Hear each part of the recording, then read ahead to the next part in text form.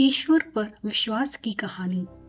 ईश्वर जो भी कुछ करता है हमारे अच्छे के लिए करता है, लेकिन हम पता नहीं यह क्यों सोचते हैं कि ईश्वर हमारे लिए गलत कर रहा है। हमसे ज्यादा तो ईश्वर को पता होता है कि हमारे लिए क्या सही है क्या गलत। भगवान जो भी करता है उसमें कोई ना कोई राज जरूर छुपा होता है, लेकिन हम हमेशा यह कहते हैं कि पता नहीं हमने ऐसा क्या गुनाह कर दिया या हमने ऐसा क्या बुरा कर दिया जो ईश्वर हमारे साथ ऐसा कर रहा है। कई बार ऐसा होता है कि हमारी जिंदगी में जब कोई चीज खत्म हो जाती है उसके लिए हम भगवान को कोसने लग जाते हैं कि हमारे साथ ही ऐसा क्यों हुआ, जबकि हमें ये सोचना चाहिए कि ईश्वर शायद हमें इससे कुछ बेहतर देना चाहते हैं। भगवान जो कुछ करता है अच्छे के लिए करता है। इस बात को समझाने के लिए मैं आपको एक कहानी सुनाने जा रही हूँ। आशा है इससे आपको समझ में आएगा कि ईश्वर जो भी करता है हमारे अच्छे के लिए करता है। कहानी है, उत्तरी भारत के एक गांव में एक बुजुर्ग फकीर रहते थे। गांव के लोग अक्सर उनसे सलाह लेने जाते थे। उस गांव में अचानक एक बीमारी फैल गई और गांव के सारे मुर्गे, मुर्गियां और चूजे मर गए। गांव वाले फकीर के पास गए और कहा, महात्मा, हमारे गांव के सब मुर्गे, मुर्गियां और छोटे छोटे चूजे तक मर गए हैं, हम क्या करें? महात्मा ने केवल इतना ही कहा, ईश्वर पर भरोसा रखो। ईश्वर जो कुछ करता है अच्छे के लिए करता है। कुछ दिनों बाद कुछ ऐसी बीमारी फैल गई कि गांव के सारे कुत्ते भी मर गए। गांव वाले फिर महात्मा के पास गए और प्रार्थना की, महात्मा जी, गांव के सब कुत्ते मर गए हैं, अब कुत्तों के बिना चोरों से गांव की रखवाली कौन करेगा?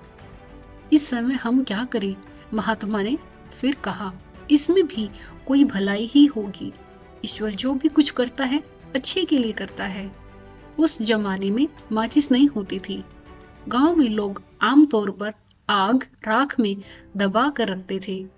गांव के कुत्ते के मरने के बाद कुछ समय बाद गांव में ऐसी जबरदस्त आंधी और बारिश आई कि सारे गांव की आग एकदम बुझ गई। इस पर लोग और भी दुखी हो गए।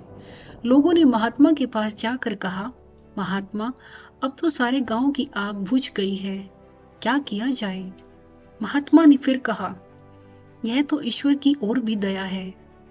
लोगों ने महात्मा से पूछा, महात्मा, इसमें दया वाली कौन सी बात है, जबकि हमारे पास भोजन बनाने के लिए भी आग नहीं है?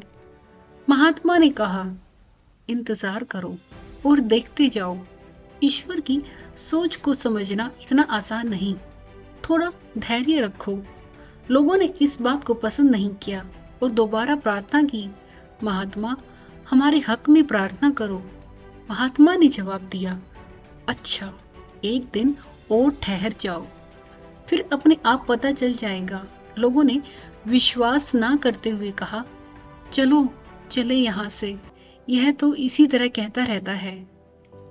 अभी एक ही दिन गुजरा था कि एक बादशाह कत्ले आम करता हुआ गांव के पास से गुजरा तो बोला कि यहाँ पेड़ तो हैं, पर ना कुत्ते भौंकते हैं, ना मुर्गे बांग देते हैं, न धुआं ही निकलता है, लगता है यहाँ कोई आबादी नहीं है, छोड़ो इसको। यह कहकर वह गांव के बाहर से ही निकल गया। अब गांव वालों को पता चला कि ऐसा सब कुछ क्यों हुआ। वे महात्मा के पास गए और उन्होंने सच्चे दिल से महात्मा का धन्यवाद किया। महात्मा ने कहा, भाइयों, शुक्र है कि आप सब कुशल हैं। जिन पर ईश्वर की कृपा हो उनका कुछ बुरा नहीं हो सकता। इसलिए कहते हैं कि महात्मा की हर बात में कोई ना कोई राज होता है। जो ईश्वर का हुक्म मानने वाले असली सेवक हैं।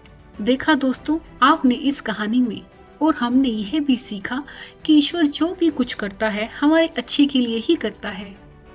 हमारे किसी भी कार्य का परिणाम चाहे कुछ भी हो, उसके लिए हमें ईश्वर को दोषी नहीं मानना चाहिए, क्योंकि परिणाम चाहे कुछ भी हो, जो भी परिणाम होगा और जैसा भी परिणाम होगा उसमें ईश्वर की रजामंदी होती है, क्योंकि ईश्वर ने कुछ ना कुछ हमारे भाग्य के लिए रचा होता है। हर दिन हर समय उस परमात्मा ने हमारे लिए पहले से ही रच रखा है। तो ईश्वर पर कभी भी शंका ना करें, जो भी कुछ होगा वो अच्छे के लिए ही होगा। यही सोच बना कर रखें ताकि आप जीवन में हमेशा सफल होंगे। दोस्तों, अगर आपको हमारी ये वीडियो अच्छी लगी हो तो इसे ज़्यादा से ज़्यादा लाइक और शेयर करें और साथ ही साथ हमारे चैनल को अभी सब्सक्राइब भी कर दें। मिलते हैं एक ऐसी ही वीडियो के साथ, तब तक के लिए धन्यवाद।